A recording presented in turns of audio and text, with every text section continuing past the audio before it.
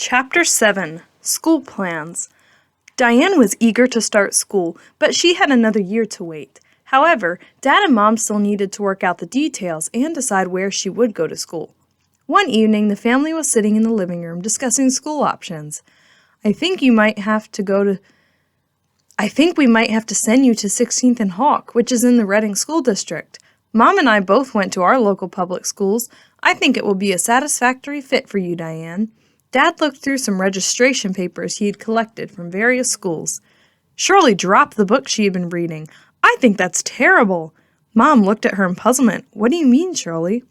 Shirley leaned forward. I think it's terrible that Christian parents would even consider this. I went to plenty of public schools during my younger years. Between that and my current experience going through night school for my GED, I know that the teachers, friends, and education are not very good for a Christian. Dad put down the papers on the coffee table. That puts it in a whole new perspective. I suppose I didn't think about how much has changed since I was a child. There are some Christian schools out in Lancaster County that we could check into.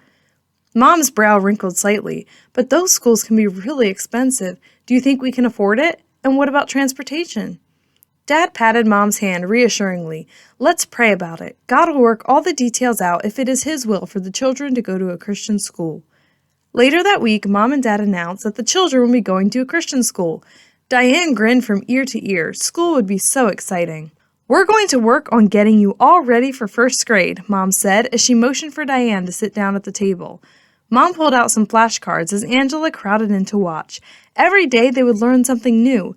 Diane learned some words quickly, but other words were just too confusing. Mom held up a card that said saw. What does this word say?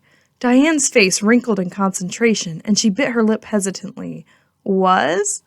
No, that doesn't say was, it says saw, Angela piped in proudly. Diane burst into tears. Why can Angela learn words, but I can't? Mom put down the flashcards and placed her arm around Diane's shoulder.